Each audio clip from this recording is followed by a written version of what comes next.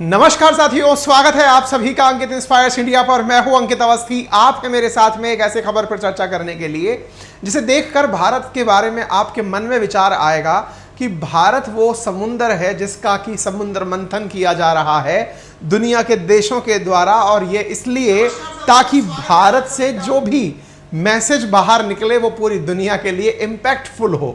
ऐसा मैं क्यों कह रहा हूं? जैसा कि आप सबने अभी थंबनेल पर तो लिखा देख ही लिया है कि बाइडेन आ रहे हैं, भारत और पाकिस्तान और चीन को मिलेगी चुनौती। ये खबर जब हम आपसे लिखते हैं, बताते हैं, शायद ऐसी ही खबरों से परेशान होता है हमारा दोस्त पुतिन या हमारा दोस्त रूस। आज के सेशन में चर्चा करेंगे हर बारे में। फिलहाल के लिए आपको एक खबर ऐसी ही मिलती जुलती आपको और बताते हैं। आपको याद है हमने 14 मार्च को गत एक महीने पूर्व आपके सामने एक सेशन और किया था जिसमें बताया था भारत आ रहे हैं पुतिन।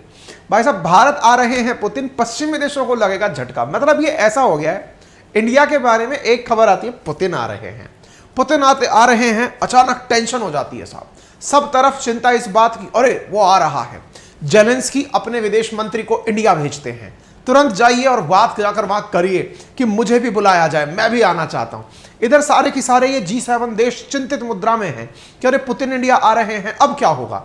बोले पुतिन इंडिया आ रहा है, वो पुतिन जिसको हमने इंटरनेशनल क्रिमिनल कोर्ट के अंदर एक तरह से गुनहगार घोषित कर दिया है, क्या वो उसको आते ही हम गिरफ्तार कर सकते हैं? तमाम प्रकार की सुर्खियां बनती हैं। इस पर भी हमने सुर्खियां आपके साथ साझा की कि भाई साहब पुतिन आएंगे ICC कोर्ट के द्वारा, जिन्हें क्रिमिनल घोषित किया जा चुका है, वार क्राइम घोषित किया जा चुका है, क्या उनको हम यहां आकर गिरफ्तार कर लेंगे? तमाम बातें होती हैं, ऊपर नीचे की चर्चाएं चलती हैं। इसी बीच में यूक्रेन और मतलब ये G7 जो कंट्रीज हैं, ये अपनी तरफ से यूक्रेन की विदेश मंत्री को इंडिया भेजते हैं और कहते हैं कि भाई साहब जाइए और जाकर के जेलेंस्की के आगमन की सूचना दीजिए कि जेलेंस्की को भी बोलने के लिए इंडिया में बुलाया जाए। वही रूस को लगता है कि यार तुम लोग गजब सिस्टम चला रहे हो, पहले मैं आ रहा हूं तो मेरी गिरफ्तारी की बातें हो रही हैं कि फलाना चिंता कर रहा है, ढिमकना चिंता कर रहा है। रूस ने उठाया हम सबको और पकड़ के लताड़ दिया कि सुनो इंडिया वालों, तुम लोग यार गजब की सुर्खियां बनाते हो हैं। तुम लोगों की सुर्खियों में पूरी तरह से जो बातें होती हैं वो पूरी तरह वेस्टर्न मीडिया से प्रेरित बातें होती हैं। भाई साहब रशियन मीडिया ने हमको गजब तरीके से खींच दिया, गजब तरीके से खींच दिया। इस बीच में हम लोग अपना मामला सेटल कर ही रहे थे कि हमारे बीच में फिर एक खबर आती है, और वो खबर ये है कि बाइडेन आ रहे हैं। ये लीजिए साहब, अब बाइडेन की खबर ऐसे समय पर कि साहब वो सितंबर में आएंगे, तो अप्रैल में खबर देने का क्या मतलब है? वेस्टर्न मीडिया ने कैलकुलेट किया कि इंडिया में मार्च में घोषणा हो गई कि पुतिन आ रहे हैं, तो माहौल बन गया। तो पुतिन का राइवल कौन? बाइडेन। बोले उसकी सुर्खियां आने दो। भाई साहब सुर्खियां आ गई धड़ धड़ धड़ धड़। मतलब इंडिया वाकई में न्यूज की एक लॉन्ड्री हो रखा है। यहां पर एक तरफ से इंडिया के लिए रशिया से खबरें आती हैं, तो एक तरफ वेस्टर्न मीडिया से खबरें आती हैं, और सब लोग लग जाते हैं अब क्या होगा, अब क्या होगा। ऐसा नहीं लग रहा है भाई साहब, अंतरराष्ट्रीय संबंधों में मतलब रस्सा कसी का गेम चल रहा है। कोई अपनी तरफ खींच रहा है तो कोई दूसरी तरफ खींच रहा है। यही सुर्खी जब आती है कि US president Joe Biden India आ रहे हैं और इंडिया आएंगे तो क्या होगा, इंडिया आने से किसको टक्कर मिलेगी, अब इस विषय पर चर्चाएं की जाएंगी।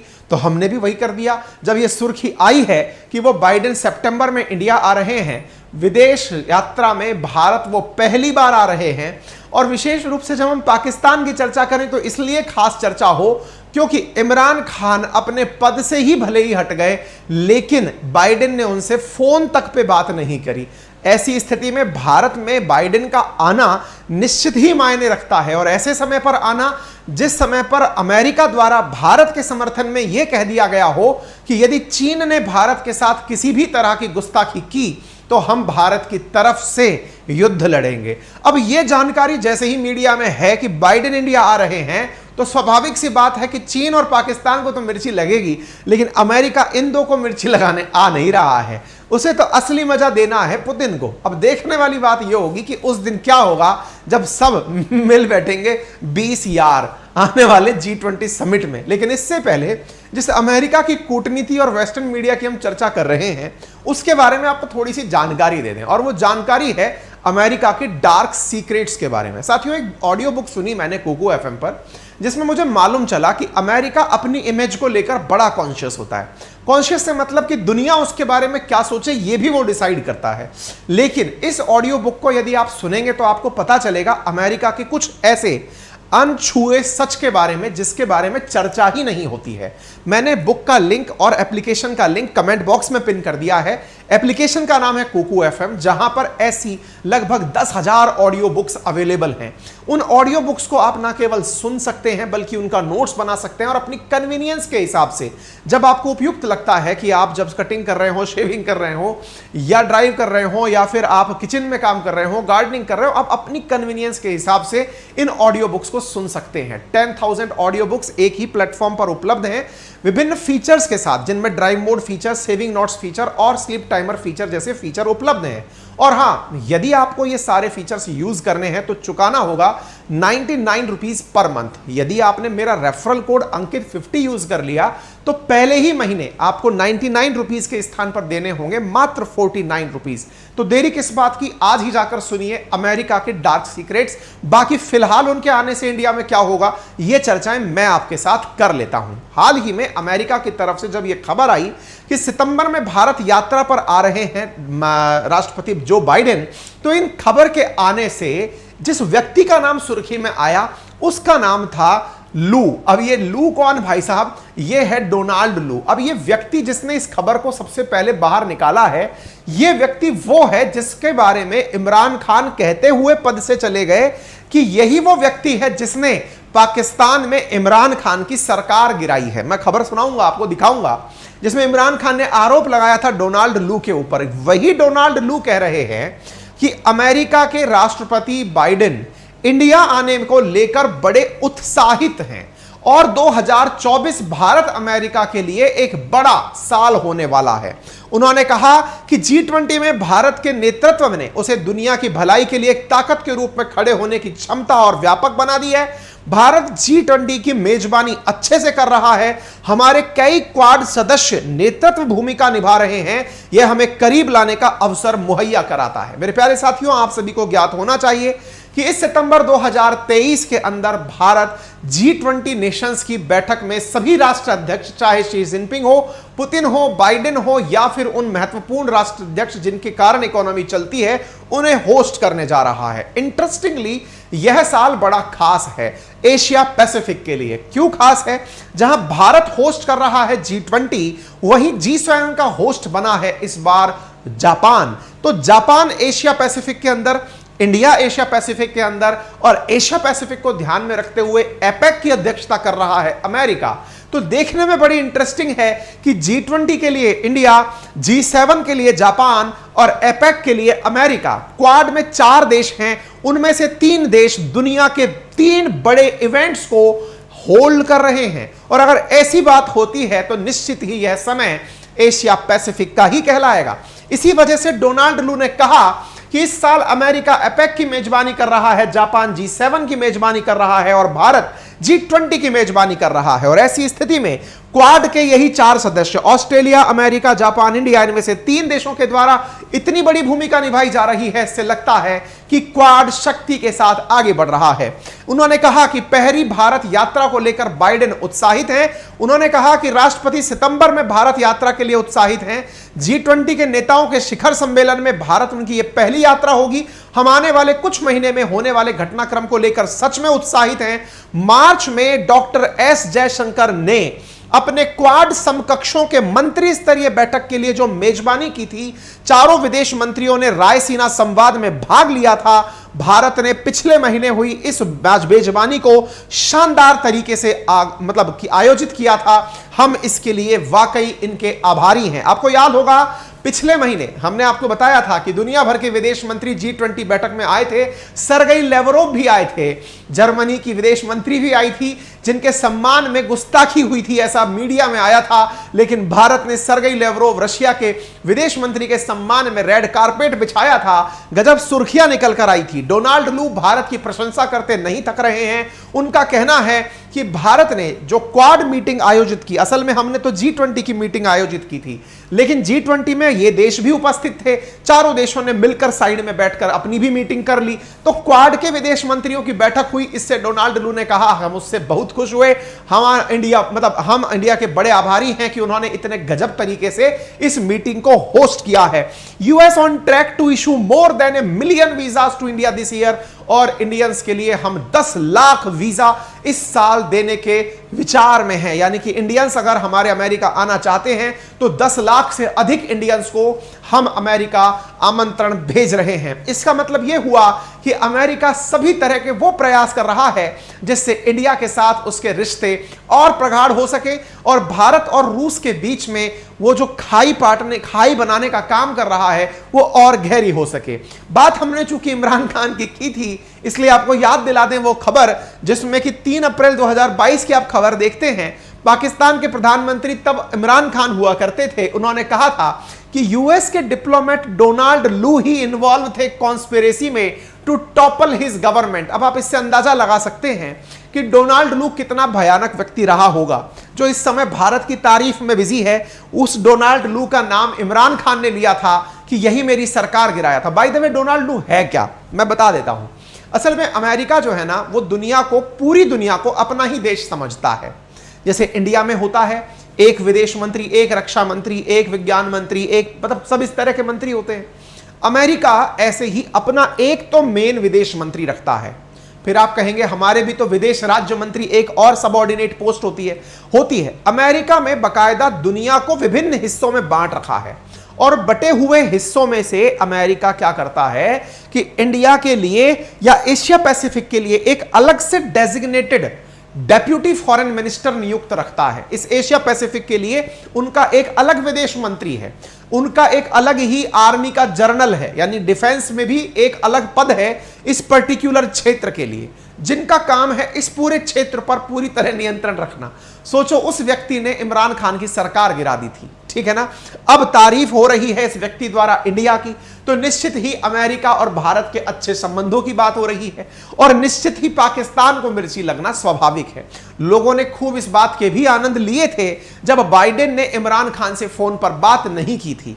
इमरान कहते रह गए कि बाइडेन बहुत बिजी हैं, वो हमसे बात ही नहीं करना चाहते। ये बिल्कुल ऐसी खबर थी जो इंटरनेशनल मीडिया में बड़ा मजाक बनकर बाहर निकली। कुछ इस प्रकार से लोगों ने इमरान खान के आनंद लिए थे कि डियर जो कैन यू प्लीज कॉल, उधर से आंसर आता है एब्सोल्युटली नॉट। लोगों ने गजब तरीके से मीम बनाकर आनंद लिए कि इमरान खान तमाम वो प्रयास कर रहे हैं कि बाइडेन उनसे फोन पर बात कर लें, लेकिन उन्होंने बात नहीं की।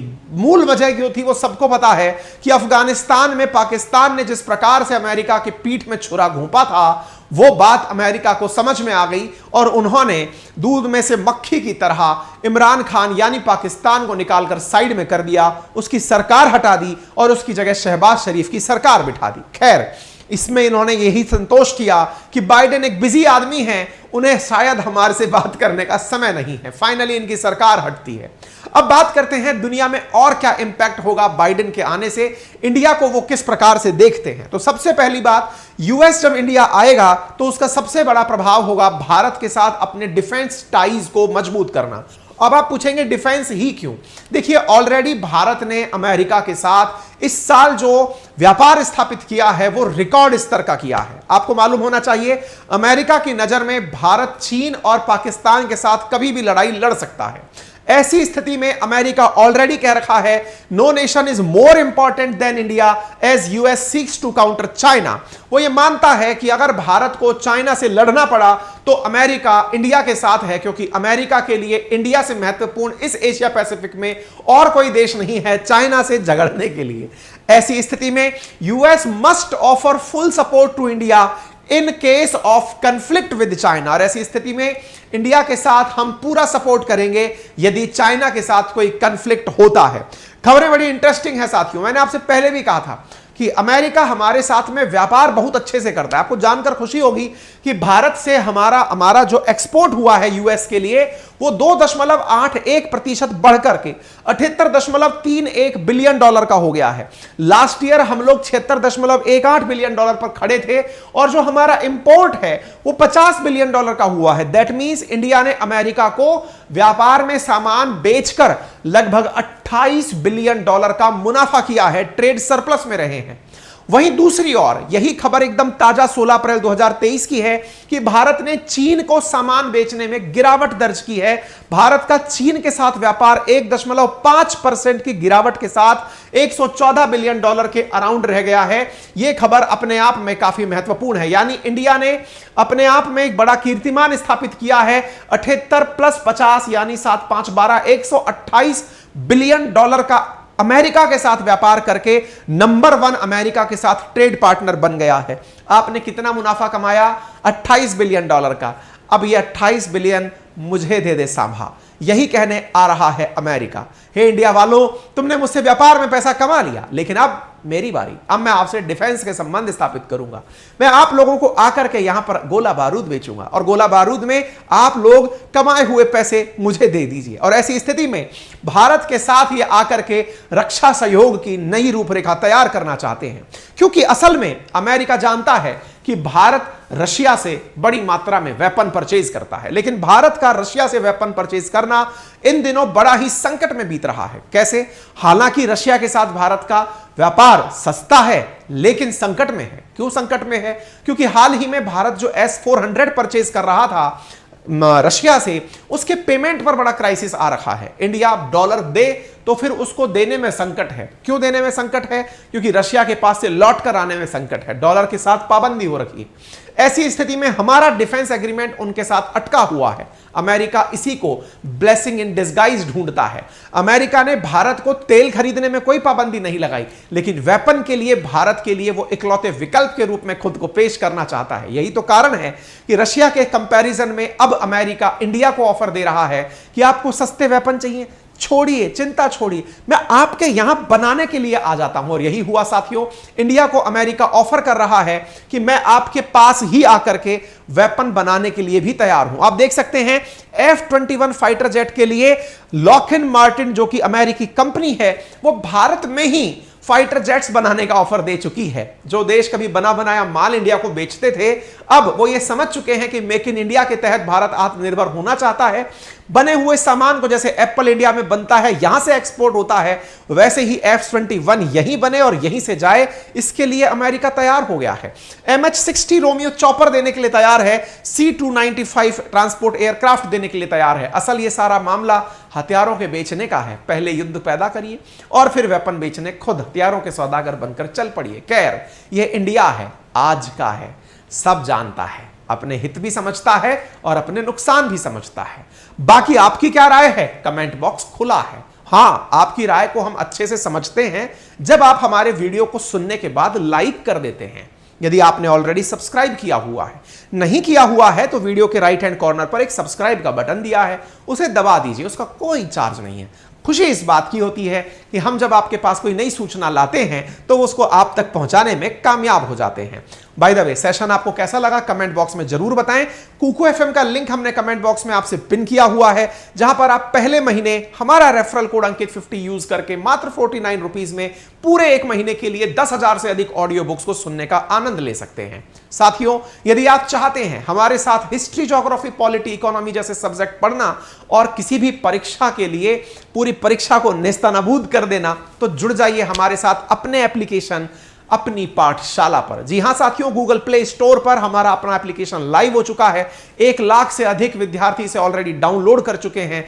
इस एप्लीकेशन पर आप लोगों के लिए पेड कोर्सेज में हिस्ट्री, ज्योग्राफी, पॉलिटी, इकोनॉमी चारों सब्जेक्ट बेहतरीन एक्सप्लेनेशन के साथ मात्र 1999 में अवेलेबल हैं, जिन्हें आप मल्टीपल टाइम देख सकते हैं। कितनी भी बार उन्हें मतलब डाउनलोड कर सकते हैं, नोट्स निकाल सकते हैं, हिंदी इंग्लिश में मटेरियल अलग निकाल सकते हैं। लाइव क्लासेस बोर्ड पर जिस तरह से आप पढ़ रहे हैं, ऐसे लाइव मेरे साथ पढ़ सकते हैं। तो आज ही जाइए, एप्पल प्ले स्टोर पर भी हमारा एप्लीकेशन अपनी पाठशाला उपलब्ध है और गूगल प्ले स्टोर पर भी, दोनों ही जगह हमारा एप्लीकेशन आपके लिए उपलब्ध है। जाकर अपने लिए ज्ञान की गंगा में गोते लगाने का कष्ट कर लीजिए। फिलहाल के लिए इतना ही। सुनने के लिए बहुत बहुत धन्यवाद।